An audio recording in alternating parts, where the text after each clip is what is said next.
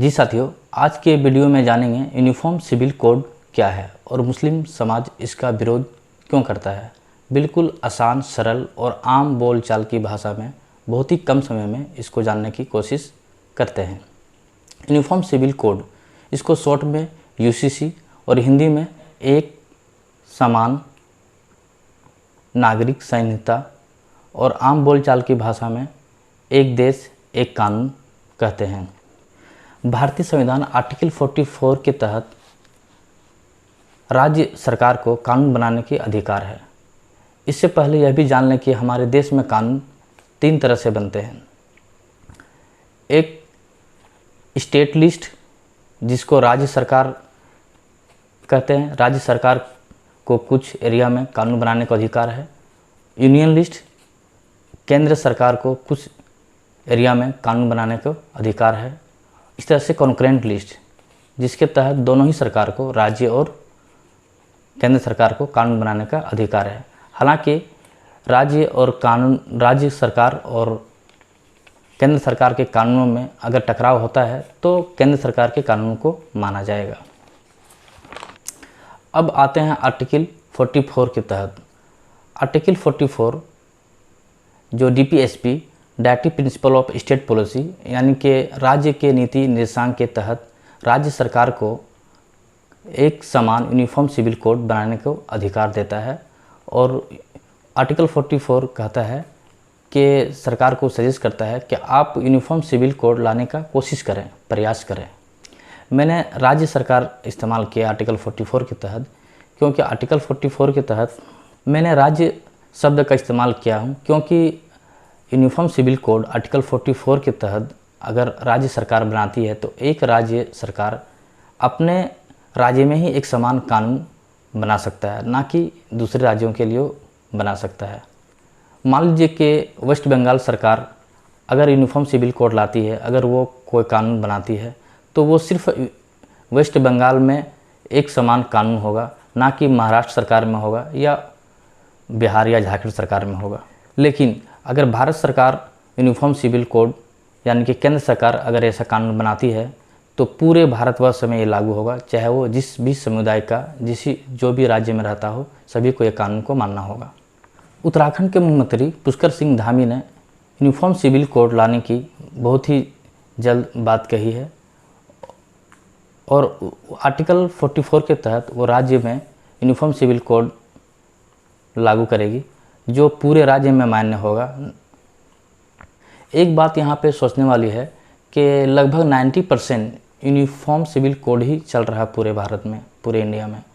सिर्फ कुछ ही एरिया में अपने अपने धर्मों के हिसाब से कानून बनाने और मानने का अधिकार आर्टिकल 25 से 28 जो फंडामेंटल राइट्स कहलाता है उसके तहत लोगों को मिला है। एक बात यहाँ पे सोचने वाली है कि 90% केस में यूनिफॉर्म सिविल कोड तो चल ही रहा है। जैसे कि कोई अपराध अगर करता है तो उसको सेम इंडियन आईपीसी के तहत सेम उसको सज़ा मिलेगा, चाहे वो किसी भी धर्म या समुदाय के मानने वाला हो। सिर्फ 10% कुछ ही एरिया में, जैसे धार्मिक मामले में अलग अलग समुदाय को, अलग अलग धर्म के लोगों को अपने कानून बनाने और उसको फॉलो करने की इजाज़त है। लोगों को आर्टिकल 25 से 28 तक जो फंडामेंटल राइट्स है, इसके तहत अपने धर्मों के हिसाब से, अपने धर्म के अनुसार कानून बनाने और मानने का अधिकार मिला है। और एक बात, मुस्लिम समुदाय जैसे कि कहते हैं कि हमारा जो लॉ है वो हम लोग शरिया लॉ को मानते हैं या कुरान या हदीस के हिसाब से चलते हैं। तो मैं बता दूं कि एक्चुअली जो हमारा धार्मिक लॉ या जो कुरान या हदीस या अपने हिसाब से हमको कानून बनाने का, या मुस्लिम पर्सनल लॉ जो कानून फॉलो करती है, बनाती है, ये हमको अधिकार संविधान से ही मिला है। जो आर्टिकल 29 है, जो अल्पसंख्यक के स्पेशल है, कानून है, आर्टिकल्स है, जो फंडामेंटल राइट्स के अंदर आता है।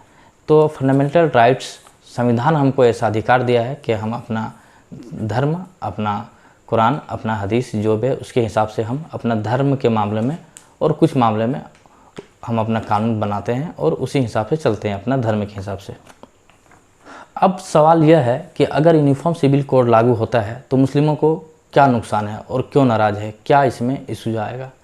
इसका कुछ पॉइंट्स है और लगभग इसी पॉइंट्स पर बात सीमित है। हालांकि इसका कोई ब्लूप्रिंट्स अभी तक नहीं आया है, लेकिन जो भी इन्फॉर्मेशन मीडिया में है उसके हिसाब से मैं बता रहा हूँ। शादी का उम्र, मुस्लिम समुदाय में शादी का उम्र 15 साल रखा गया है। जो अगर यूनिफॉर्म सिविल कोड आता है तो इसका उम्र लगभग 21 साल या 20 साल इससे ज़्यादा रखने का अनुमान लगाया जा रहा है। और मेरा एक वीडियो है मिथ अबाउट मुस्लिम्स और 5 झूठ जो मुस्लिमों के खिलाफ फैलाया जा रहा है। मेरे चैनल में जाइएगा, वहाँ पे वीडियो मिलेगा। उसके तहत देखिएगा, मैंने बताया है कि मुस्लिम समुदाय जो है उसका एवरेज शादी का एज लड़कियों का लगभग 19 है और हिंदू समाज का भी एज लगभग 19 है। और नेशनल जो एवरेज एज है लड़कियों की शादी करने का वो भी 19 है। ये नेशनल फैमिली हेल्थ सर्वे कहता है, ये मेरी डाटा नहीं है। ये भी आता है कि शादी जो होगा वो रजिस्टर्ड होगा, मतलब जो भी शादी होगा वो रजिस्टर करना पड़ेगा। तो ये सही है, ये कोई बड़ी बात नहीं है, ये अच्छी बात है, बल्कि अच्छी पहल है ये।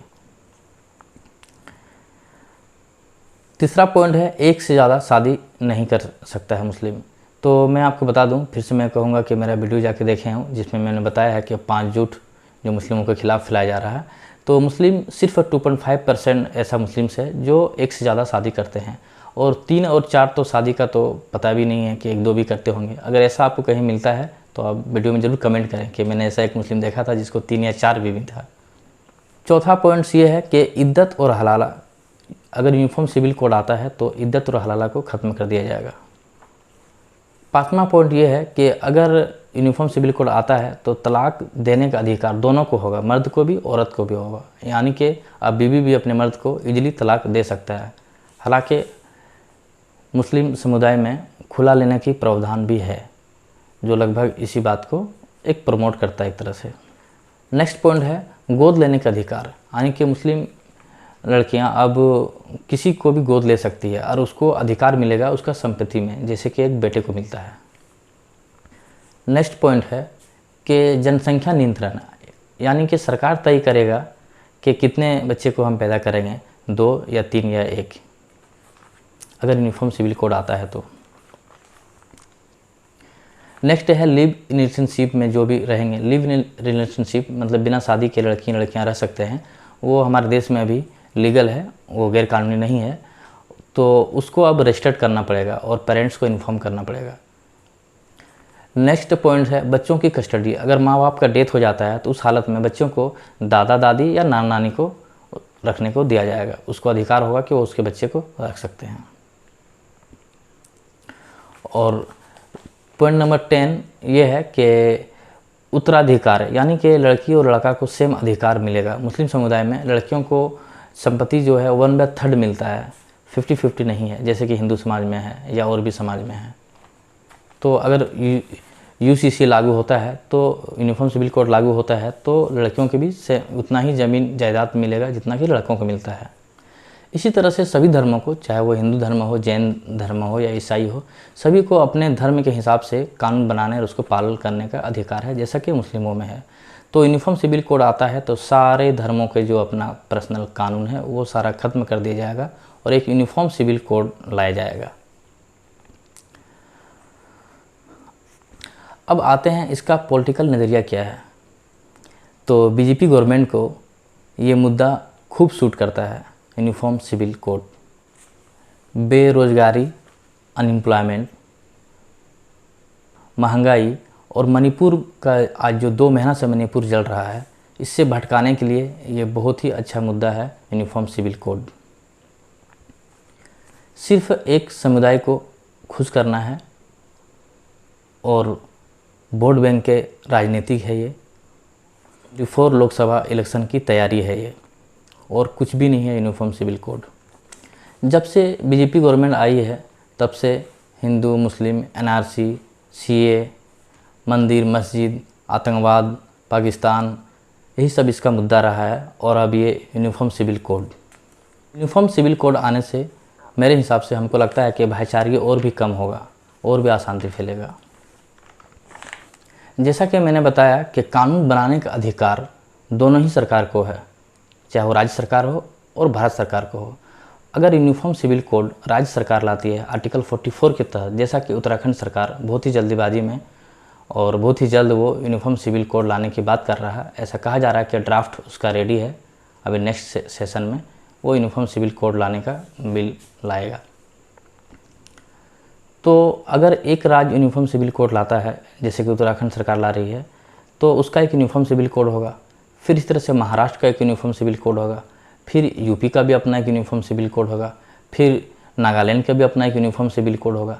तो ये यूनिफॉर्म सिविल कोड अपने आप में यूनिफॉर्म सिविल कोड कैसे रहा? सारे राज्यों को तो अपना अपना यूनिफॉर्म सिविल कोड हो जाएगा, फिर वो यूनिफॉर्म तो रहा नहीं है, फिर एक देश एक कानून फिर कैसे हो रहा नहीं।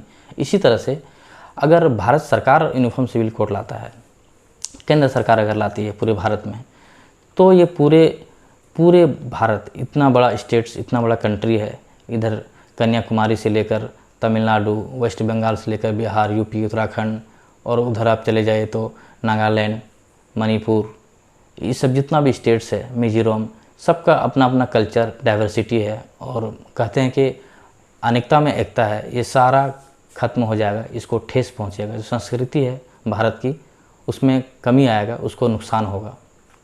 मेरे द्वारा दी गई जानकारी आपको कैसा लगा कमेंट करके बताएं। अगर वीडियो पसंद आया हो तो चैनल को सब्सक्राइब कर दें। Thank you.